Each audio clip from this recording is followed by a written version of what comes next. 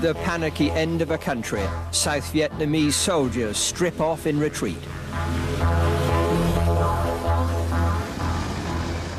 As the hours passed, the men from the jungle flowed into Saigon.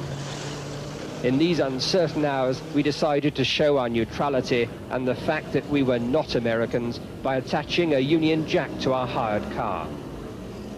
Most Vietnamese, brave enough to be on the streets, were too busy plundering to take any notice of the BBC car. In the chaos immediately before the communists took over, the offices of the American Consul General next to the embassy caught fire, possibly a diversionary act by Viet Cong agents.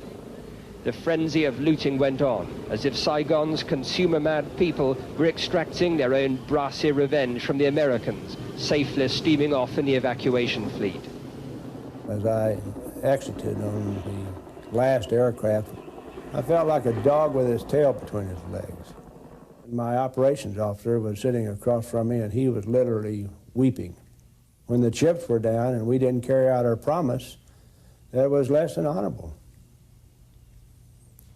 And I didn't feel happy about being an American.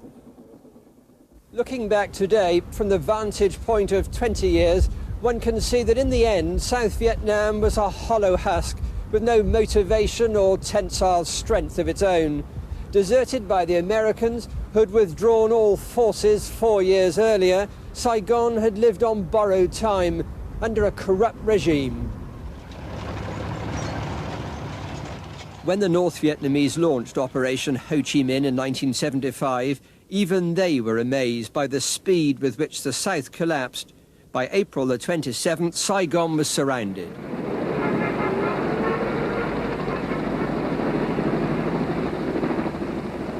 The Americans left their evacuation dangerously late. 15 hours before Saigon surrendered, hundreds of Vietnamese besieged the embassy. A large number had been promised a seat out, but many were left behind. The helicopters in Operation Frequent Wind were heading to the American evacuation fleet lying off the coast of South Vietnam. Cobra gunships of the US Marines were supposed to protect the embassy. Dawn on the last day with signal flares on the rooftop helipad.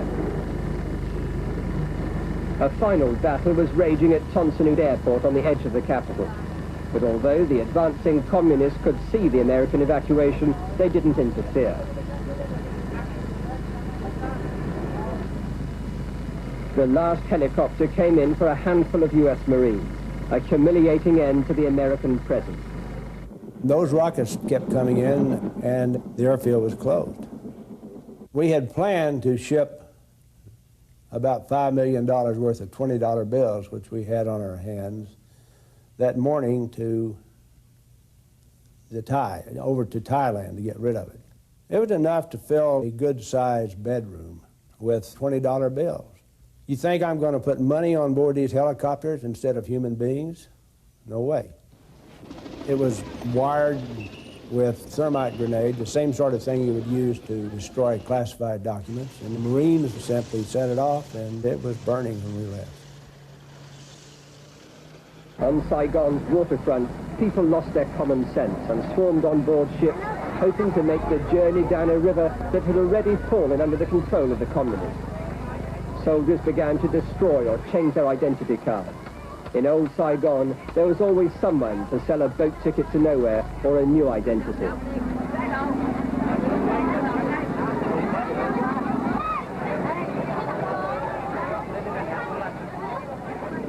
Such were the final moments of blind panic. Personal survival first. The lack of concern for the weakest and the helpless was never more apparent. Many senior officers and politicians had already left. This naval vessel, trying to run the gauntlet, was later sunk. I think what happened is too quick and too fast, the debacle. So I think it caught the Americans by surprise. I really think, it caught them by surprise. So they didn't have enough time, to organize the evacuation. I still had my own helicopter. A radio gentleman from the aircraft carrier Midway, he guided my helicopter to land at the aircraft carrier. And then I just stood there, crying like a baby. Yeah. The number of Vietnamese who were left behind can go up to the millions. I had a friend, a Vietnamese friend, who called me the morning of the last day. She said, "You've got to get me out." I was working on another analysis for the ambassador to try to persuade him it was all over. But instead of tossing the paper aside, going out and helping my friend, I stayed there at the typewriter working, and she killed herself because I couldn't reach her. I made the wrong choice like lots of Americans in Vietnam. I forgot that there were bodies out there, that there were people's lives at stake.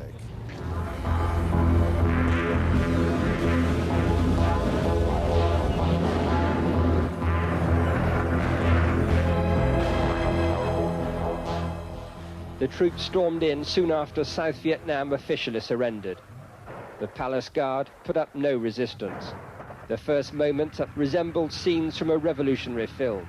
A communist soldier came out carrying the flag of the now defunct South Vietnamese regime.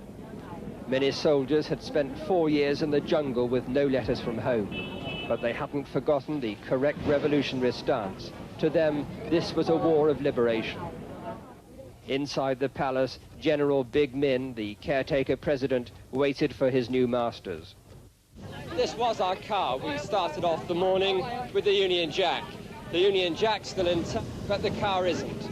It was taken at gunpoint by a South Vietnamese army colonel, the man in charge of this sector of Saigon, and he was determined to die or to kill the North Vietnamese and communist troops who even now are advancing into Saigon.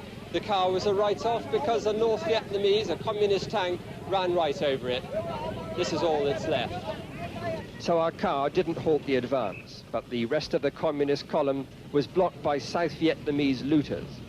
A new experience for the highly disciplined northern soldiers.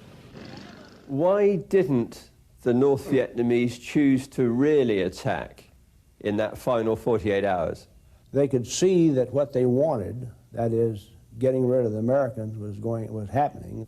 And I think if they had come in and, for example, captured me and my staff, it would have placed them in an embarrassing position.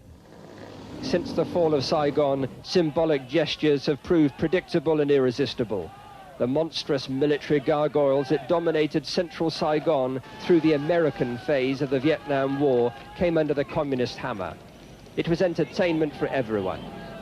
The gargoyles proved as hollow and insubstantial as the regime they represented.